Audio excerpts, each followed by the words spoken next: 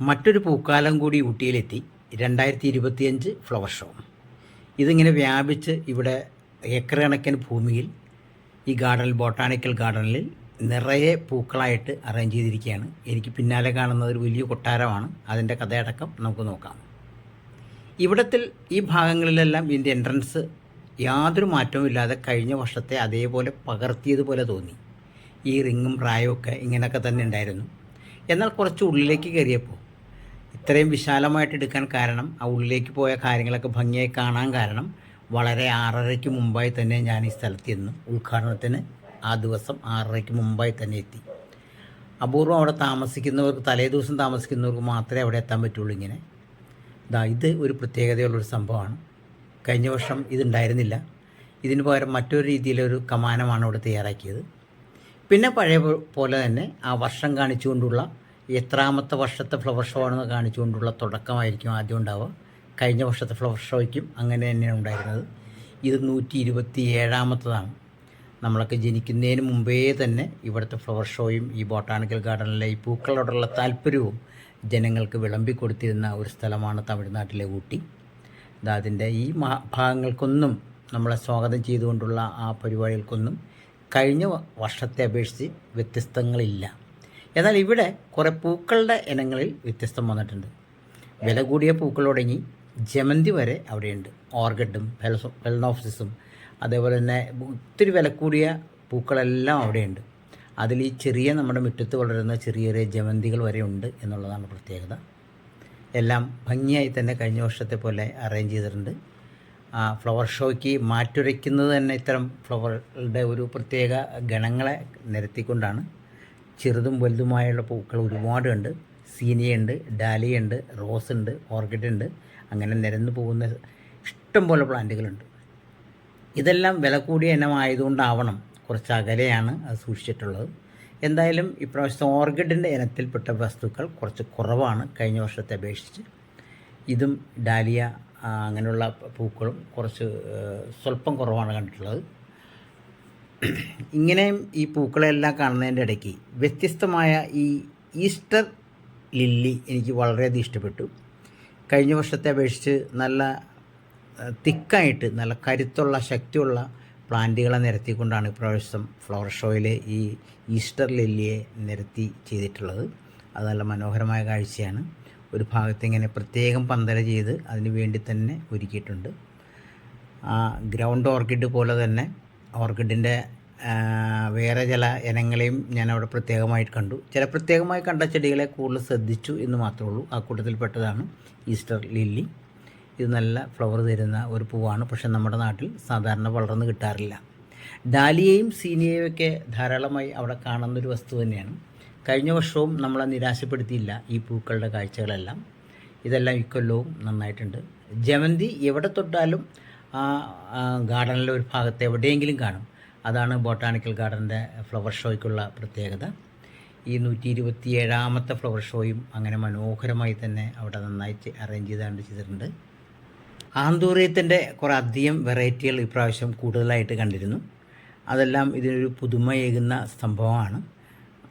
ഗാർഡനിൽ കണ്ടുവരുന്ന ചെടികളെ, സാധാരണ നമ്മൾ കണ്ടുവരുന്നതിൽ നിന്നും വ്യത്യസ്തമായ ചില ഫ്ലവറുകളെ കാണുമ്പോൾ മാത്രമാണ് നമ്മൾ അതിനകത്ത് കൂടുതൽ അതിനെ പകർത്തിയെടുക്കാൻ നമ്മൾ ആഗ്രഹിക്കുന്നത്.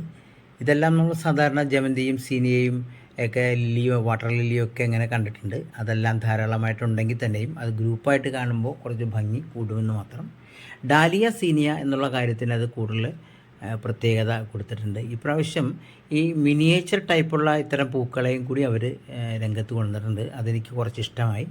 അത് അടുത്ത ഭാഗത്തേക്കാണ്. പുതിയ ന്യൂ ഗാർഡൻ എന്ന് പറഞ്ഞിട്ടൊരു ഭാഗം കൂടി അവിടെ ഇണക്കി വെച്ചിട്ടുണ്ട്. അതിലെ കുറച്ച് ഭാഗത്തേക്ക് ചെല്ലുമ്പോഴാണ് അത്തരത്തിലുള്ള മിനിയേച്ചർ ടൈപ്പുള്ള ചെറിയ ഫ്ലവറാണെങ്കിലും ഒരുപാട് ഫ്ലവറുകൾ തരുന്ന ചെടികളെ കൂടുതലായിട്ട് കാണുന്നുണ്ട്. മഞ്ഞയും നീലയും ഒക്കെ ഉണ്ട് ഇതിനകത്ത്. എല്ലാ കളറിലുള്ള ഒരു സംഭവമാണ്. ഞാനും വലിയ പ്രതീക്ഷയോടുകൂടി ഇവിടുന്ന് വിത്തുകൾ വാങ്ങണം, അതിൽ സീഡ്സ്, അതേപോലെ തന്നെ ഇതിൻ്റെ കിഴങ്ങുകളാണ് കിട്ടുന്നത്, അതെല്ലാം വാങ്ങണമെന്ന് വെച്ച് പോയതാണ്. പക്ഷേ നിരാശപ്പെടേണ്ടി വന്നു. വിൽപ്പന തുടങ്ങിയിട്ടില്ല. ഇതിൻ്റെ ഉൾഭാഗത്തുള്ള ഗ്ലാസ് ഒരു ഗോപുരമുണ്ട്. അവിടെ നമ്മൾ മുമ്പെല്ലാം ഫേണാണ് വെച്ചിരുന്നത് കഴിഞ്ഞ മുൻ വർഷങ്ങളിലെല്ലാം. ഇപ്രാവശ്യം അത് ഒഴിവാക്കി വേറെ ചെടികളാണ് കൂടുതൽ വെച്ചിട്ടുള്ളത്. അതിന് ചുറ്റുമുള്ള ഒരു കാഴ്ചകളാണ് ഈ കാണുന്നത്. ഇതെല്ലാം ഇങ്ങനെ നല്ല സൂപ്പർ പൂക്കൾ തന്നെയാണ്. അത് വെറൈറ്റി ആയിട്ടുള്ള പൂക്കൾ കുറച്ച് ഇങ്ങനെ ഫ്രീ ആയിട്ട് വെച്ചിരിക്കുന്നു എന്ന് മാത്രം. അതിലും നമ്മൾ നേരത്തെ കണ്ട പൂക്കളുടെ ഗണങ്ങളൊക്കെ ഉണ്ടെങ്കിൽ തന്നെയും അത് ഗ്രൂപ്പായിട്ട് വെച്ചിട്ടില്ല, പല തട്ടുകളായിട്ട് കുറേശ്ശെ ആയിട്ടാണ് വെച്ചിട്ടുള്ളത്. ഇപ്രാവശ്യത്തെ ചില പ്രത്യേകതയിലൊന്ന്, അത് സ്റ്റാച്ചു ആയിട്ട് പൂക്കളെ കൊണ്ട് ഉണ്ടാക്കിയിരിക്കുന്ന കുറേ വസ്തുക്കളാണ്. അത് നമ്മളിത് തൊട്ടടുത്ത് തന്നെയാണ് ഇതിനുള്ളത്. ഈ ഭാഗത്തേക്ക് ചെല്ലുമ്പോൾ രാജകൊട്ടാരത്തിനെ അനുസ്മരിപ്പിക്കുന്ന വിധത്തിലുള്ള കാര്യങ്ങളാണ്. രാജരാജ ചോളൻ്റെ കൊട്ടാരവും ഭടന്മാരും ആനകളും ഒക്കെയാണ് ഇവിടെ കാണിച്ചിട്ടുള്ളത്. നമ്മളൊരു കാര്യം പ്രത്യേകമായി ശ്രദ്ധിച്ചു, ഇത് എങ്ങനെയാണ് തയ്യാറാക്കിയതെന്ന്.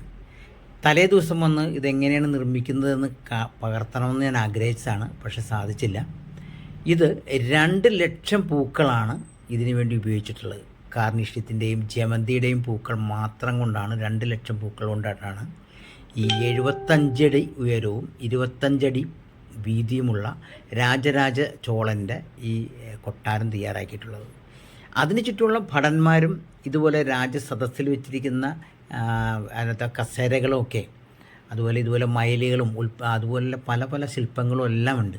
അതെല്ലാം ആയിരക്കണക്കിന് പുഷ്പങ്ങളെ കൊണ്ട് ഉണ്ടാക്കിയതാണ്. ഇതൊരു പ്രത്യേകതയാണ്. അതുപോലെ തന്നെയാണ് അവിടങ്ങളിലുള്ള മരങ്ങളും. ഞാനത് കഴിഞ്ഞ വർഷത്തെ ഫ്ലവർ ഷോയിലും പ്രത്യേകമായി എടുത്ത് പറഞ്ഞിരുന്നു. ഇതെനിക്ക് ഭയങ്കര ഇഷ്ടപ്പെട്ട ഒരു ഫ്ലവർ ഷോയിലുള്ള മരങ്ങളിലൊന്നാണ്.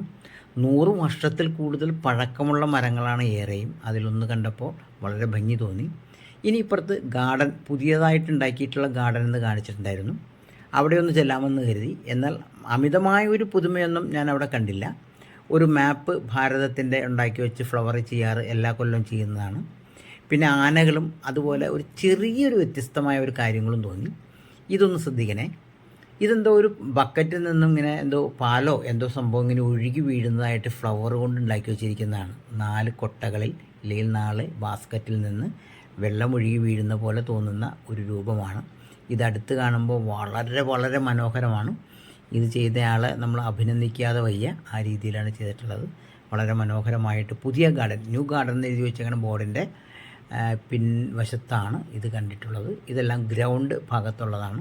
ഇനി നടപ്പാതയിലൂടെ നമുക്ക് അപ്പുറത്തേക്ക്, എന്നാൽ മുകൾ ഭാഗത്തേക്ക് ഇങ്ങനെ ഏക്കർ കണക്കിന് കിടക്കുന്ന സ്ഥലങ്ങളാണല്ലോ, അത് പ്രത്യേകിച്ച് പറയേണ്ട കാര്യമില്ല. പ്രത്യേകിച്ച് മനോഹരമായ ആ പുൽത്തകിടിയും പിന്നെ നമ്മൾ വിശ്രമ കേന്ദ്രങ്ങളും, തനതായ ആ പ്രകൃതി ഒരുക്കിയിരിക്കുന്ന പോലെ ഒരു തോന്നുന്ന ഒരു വിശ്രമ കേന്ദ്രം നോക്കി. ഇതെല്ലാം ഫുള്ള് ചെടികൾ കൊണ്ട് മൂടിപ്പോയി. അപ്പുറത്ത് ഇങ്ങനെ ഭടന്മാർക്ക് വയ്ക്കാനുള്ള ഭീരങ്കികളൊക്കെ വെച്ചിട്ടുള്ള യുദ്ധക്കോപ്പുകളും ദൂരെ കൊടിമരങ്ങളൊക്കെ നമുക്ക് കാണാം. പക്ഷേ ഇതൊക്കെ കണ്ടൊന്ന് തൊട്ട് നോക്കരുത്.